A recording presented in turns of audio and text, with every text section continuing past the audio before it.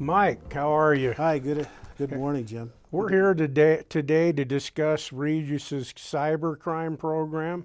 We now have a focus, as you well know, since you're an instructor in the program, that incorporates the computer school under our criminology program so that students that are interested in criminology but maybe aren't quite as technical as they need to be to take a computer degree can become versed in cybercrime.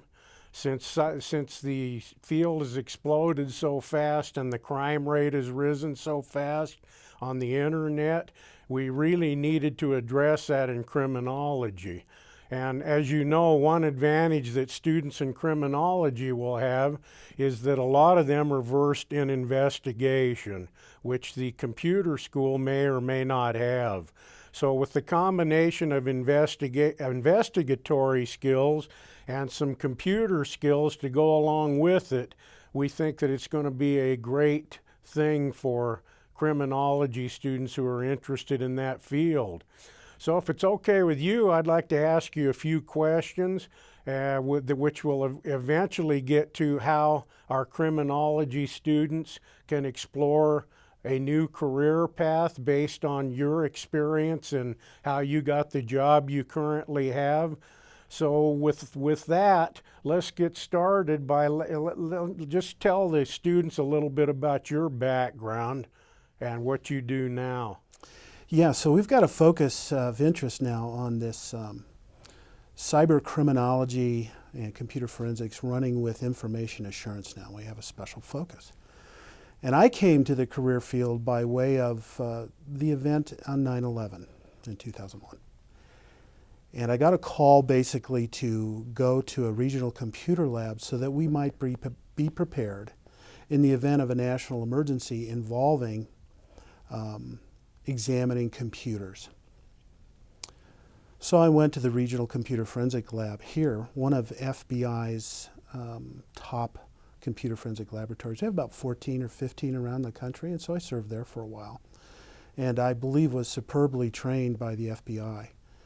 And working with our local partners, then I transitioned back to the Aurora Police Department, and we started our own computer forensic laboratory some time ago. The training included a repair technician class that we commonly refer to as A+, and then I went on to Network Plus to learn a bit about computer networking, and then dove right into some certifications and some proficiency actually doing the work. And now I've done about 5,000 devices that include mobile forensics, and I'm a police detective now 35 years. Total, and I've been doing forensic computing about 15 years.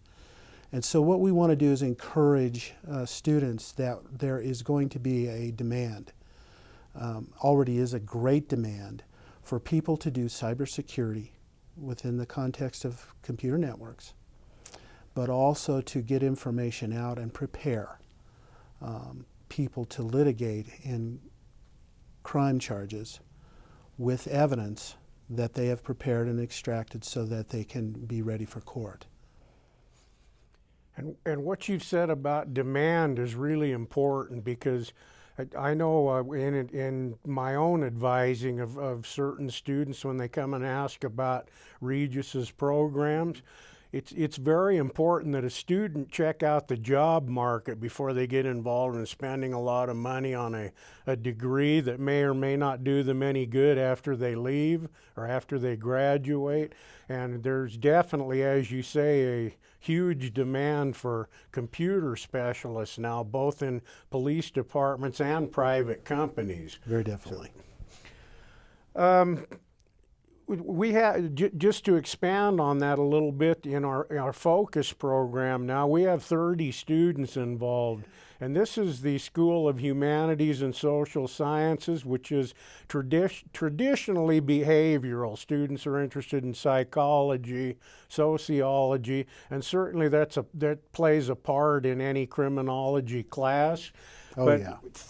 We are only one behind human behavior as far as the number of students that have enrolled in the focus programs.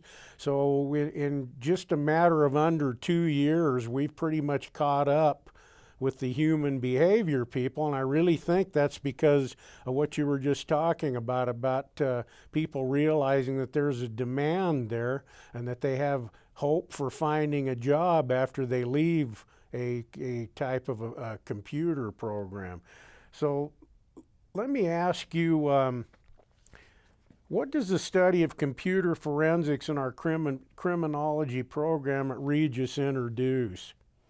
Let me just encourage our prospective students and our current students with this. I'm a licensed professional counselor, and my background is psychology and counseling psychology at the master's level. And so one of the differences between a criminal justice focus and criminology is the criminal justice focus tends to center around cops, the courts, and corrections, whereas criminology integrates our sociological studies, our psychological studies, and our criminal profiles to basically get at some of the most important questions about why crime occurs. And so the computer as an instrument or a repository of evidence naturally feeds into that, because this is a way to see and to gauge human behavior, motivation. And so that's what we're teaching as well, is we're uniquely trying to get otherwise invisible trace evidence stored digitally on computers and handheld devices like cell phones out so that we can analyze it and prepare it to show the court and the parties and just put that on display so that they can make informed decisions about things like motivation. And that's why it's important to study theory. So we'll be doing a great deal of that, and law. Well, and being as versed in your field as you are, obviously you know we don't have time to go into every single aspect of what the class goes into, but let me ask you a few quick questions that students might be interested in hearing the answer to. So Mike, give us identify some of the techniques of acquiring digital evidence and how you use those techniques to analyze data and report the findings in such a way that it'll be admissible in court. And as you know, any forensic field, that's the main goal. If it isn't inadmissible in court, doesn't matter what you find, it's not going to be able to be used. So give us a brief outline of some of those techniques. Let me just provide some more encouragement that you do not need a great deal or any technical knowledge to take our coursework. Why? Because we've been able to simplify things over a period of time. And the United States Supreme Court very early on saw the necessity for having valid procedures that are commonly used and validated when we're trying to get information out of computers. And so we use that casework, and it sort of informs our practice. And all of the examiners get together periodically, and we provide guidelines and research on a continuing basis, and we test all of these hardware and software packages. So we use real automated tools. Some we have to pay for, and some are free. And in so doing, what we're trying to do is preserve the evidence, give it a unique identification, which we'll call hashing or verification. Then we can analyze it with confidence because it's a true and correct copy of those files. And then after that, we report on it. And this is so very important, Jim, as you know, to be able to present. Because if we're not writing it down and we're not accounting for our time and our procedure, it never happened.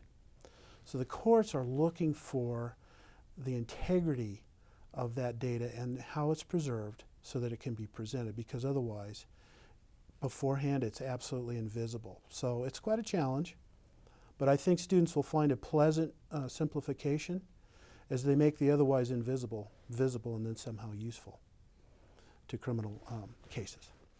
Well, great. And as you know, a day doesn't go by that the general public and obviously our students also read something in the paper about the latest hack or some type of an intrusion. For our students, can you describe some of the techniques that intruders use to penetrate and damage networks? Yes, we're going to be covering that because it's a very significant thing that we want all people, no matter where they're employed, to be able, if they are called upon, to give some advice about how to get this, keep themselves safe and their coworkers. Because what we're seeing is the number one threat to any enterprise usually lies within employees. So we're going to make ourselves sensitive to the fact that people use certain techniques. One is called, for example, phishing, P-H-I-S-H-I-N-G. So what is that? That's making it appear as if you're being sent a genuine web page, say from your bank, that asks you for your information, your social security number, date of birth, and so on. It's an absolute false web page, but it has the appearance because it looks very much like your bank's website. And so when people respond to that, the information goes out, people overtake identities, they establish accounts, they spend your money. So we're going to teach them very early on to look at email attachments and some of these techniques, identify them, and how to protect yourself, your neighbors, your workplace, your business, and each other from those types of attacks. Great. As I alluded to before, people in the law enforcement industry have a little bit of an advantage over most other people in that they already know some of the rules of evidence and what probable cause means and what they really need to do to get things into court. Some of our students do not have that background. So how do you show them how to apply the knowledge of criminal laws, court rules, some of the legal implications and procedures to see, search, restore, copy, acquire, verify, and analyze some of this electronic data? Well, I want to encourage our prospective students, our current students, this way. We're going to transfer that knowledge that traditionally, I think you're right, has been held onto, perhaps, by those in advantage who do it every day because there are many criminal cases. And we're going to focus on the law and cyber terrorism and the law itself, assuring ourselves that first there has to be the legal authority to do what we're doing. So we're going to survey those laws. We're going to provide encouragement that the Fourth Amendment and the constitutional requirements come first. So we're not doing anything without surveying that authority and making sure that it is absolutely appropriate. It is either court-ordered or it's voluntary. And I'm going to actually provide further structure, and I'm going to go through the procedures and the methods using documentation, and I'm going to take them through mock evidence, just how it works. I'm also going to showcase real evidence in past cases that have been adjudicated, including the Holmes case here in Colorado, the Century 16 theater case. And we're going to put on display how it is then that the practitioner and just everyday people at work play a vital role in preserving this and getting it ready for the investigation and the court proceedings. I think people are really going to love that simplification. And to expand on the software that you're talking about there a little bit, I know that the IT Bureau just got Forensic Toolkit put on an internet program where students, as well as ourselves, will be able to access the program and process that evidence that you were just talking about. So tell us a little bit about FTK, since it's a central part of the program you wrote, the MSCR 670 program. Yeah, so for the first time, you and I were able to collaborate and bring a very special class or set of classes to bear on giving and teaching practical skills. How do we preserve this? Well, one of the programs that's used of two very major programs is called Forensic Toolkit. It's made by Access Data. You know, the speed with which computers operate, there's no way the human being could possibly write it all down, extract it, and analyze it. So we're leveraging Forensic Toolkit here. There are others, such as Guidance Software's EnCase. And our friends in Canada make Internet Evidence Finder and a lot of hardware to preserve and write blockers and all of those things. Well, I'm going to have those in the classroom for us online. We're going to take a piece of mock evidence, or several pieces, and we're going to walk through a case scenario. We're going to take that piece of mock evidence, we're going to actually process it with these automated tools very quickly, and then we're going to narrow and go find those artifacts, those leftovers, those indications of crime. And we're going to make some bookmarks, and we're going to learn how to do the report in class for that whole 8-week period. And having taught this once now, having this online, we can take students into a real environment, a simulated environment with simulated evidence, as I'm also showcasing past findings, and then answer their questions, and I'm going to let them practice. Great. Yeah.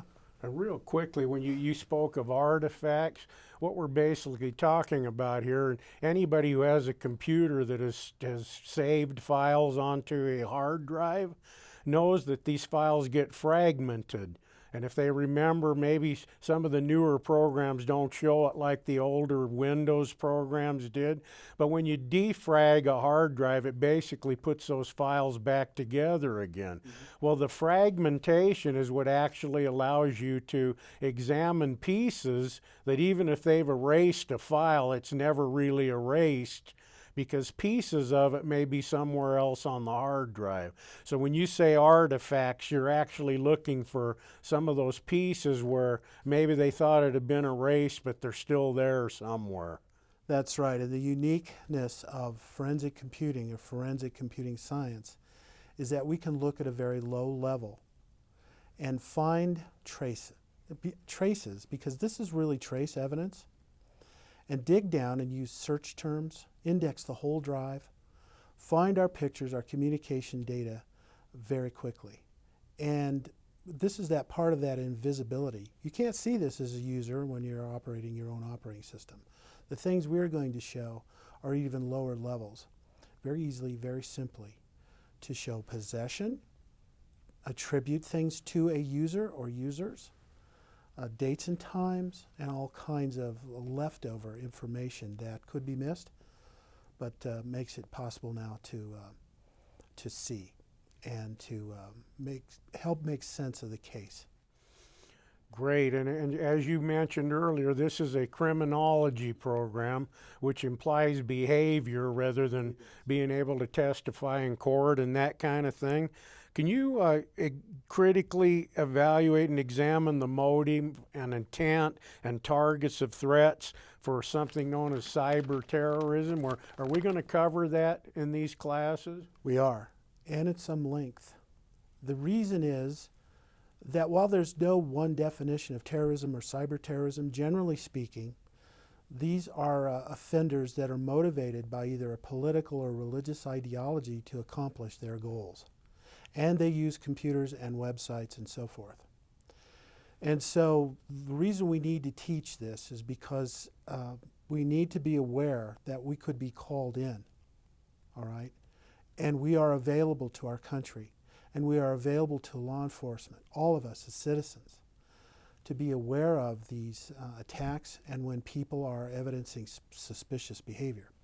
So what we're going to do is actually bring in a past case or two of local domestic terrorism abroad, and we're going to look through that lens and see how it is then that local terrorists develop, what they think, how they behave, what they watch, what they are taught, and what they do, and how it is they become recruits. And we have an excellent example. All the while being aware of the law with respect to how people are developed as suspects there very carefully, special courts. We're going to go over all of that. We already talked about FTK a little bit, but just as a final note on that program, if a student wanted to go buy that program and then take a training class to learn it themselves, and obviously we're not implying that they're going to learn every part of it in one of our classes because it's a fairly complicated program, but they are going to get some functional experience with actually using the program. What do you think it would cost an individual student to purchase a program like that and take a training course on it? The initial license is something like $3,000 and about $800 individual license for renewal, because these folks, these developers, are constantly doing research and they're constantly redeveloping this tool. So in addition to that $3,000 initial investment, to actually go through the coursework, we're going to showcase that. There is a free program by Access Data, which at the same time teaching the tool also teaches the fundamentals of forensics. How you do it, how you preserve things, and it's free. And at the end of that, you get something called a certification. It's called the Access Data Certified Examiner, and we're going to encourage people to go do that if they want to. Right for free at the Access Data website. And we'll be available during the course to help answer questions about the curriculum that they have. So it's very expensive.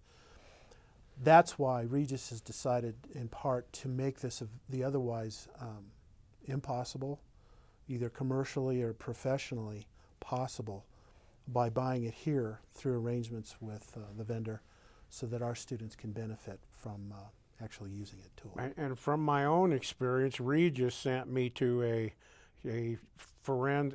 certification school in Washington, D.C., and just the training part of it without any of the software was $4,000. So it's a real advantage for them to be able to get some of that here. And now the cell phone software and hardware are even more expensive. I'll be displaying, when we have a class where we're doing a lab in class, I'm going to bring some of those software tools and we're going to put that on display too. Okay, so now we got our students interested in this program, hopefully.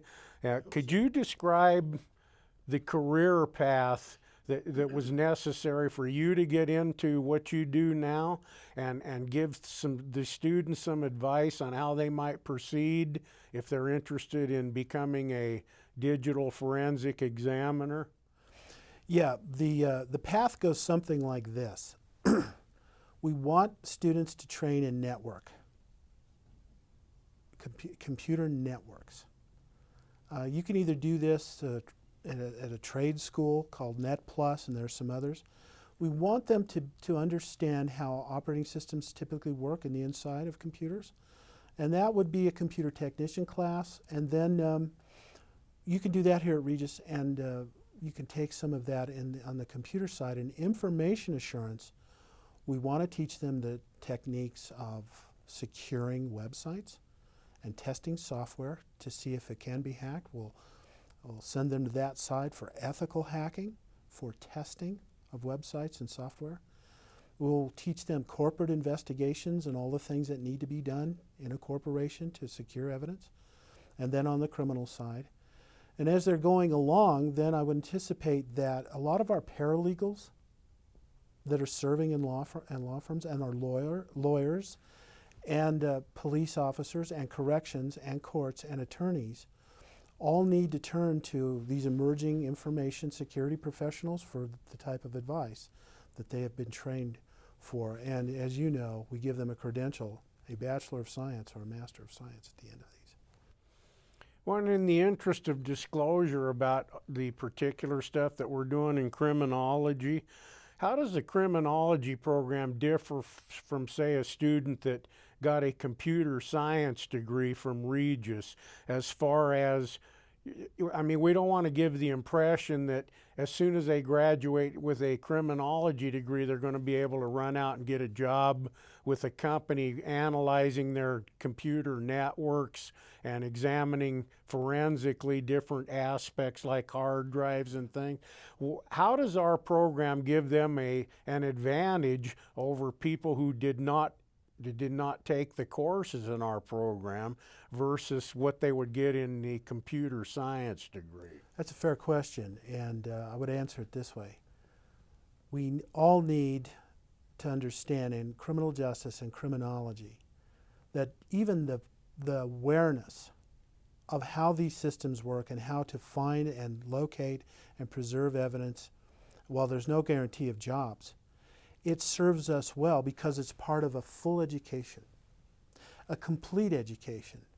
So no matter where we are in the workplace, it'll help us be better in terms of understanding operating systems and how they work, how we can secure our own information, and then be immediately available no matter where you work to be on alert, because you're the person who can be sought out initially for advice, how to secure one of the most vital resources that we have, and that's information.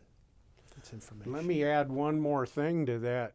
As far as our program goes, if you are currently working in a corporation or any type of a business, you are surely aware that all of these places now have a security department. Police departments all have a computer bureau of some type. So where I think we give them a little bit of a heads up, even if not to the degree that they would get in a computer science degree, that you say you're in one of these jobs already and they need a trainee in one of those bureaus, you know, one of those computer network forensic bureaus in one of the corporations or in a police department, and they find out you've had some of this background already. As you know, there's a steep learning curve, so do you think they'd be more likely to pick you if you showed interest in an area like that rather than somebody where they have to start from scratch? I do, and I've seen this time and time again where people will move to, say, a police records function, or they'll move to a corporate help desk. And as that entry level, as their interest starts to peak because of their degree, their credential, and their interest, you have to put those two things together. Those folks are their go-to people. Those are the people you can develop and train, then that can go on and really be a part of that high-paying cybersecurity infrastructure. Well, Mike, that's really all the questions I have today. I just want to let our students know that if we've piqued their interest a little bit, they can get a hold of either one of us on the Regis network, your email being Mike Leiker, Leiker, @regis.edu, and mine being J Ponzi, Ponzi, at regis.edu, excuse me, and that we'll be really happy to answer any further questions they might have about the program. Great. So again, I want to really thank you for being here, and My pleasure. I'm sure My the honor. session was very informative for our current and prospective students in this area. Good to be with you, Jim.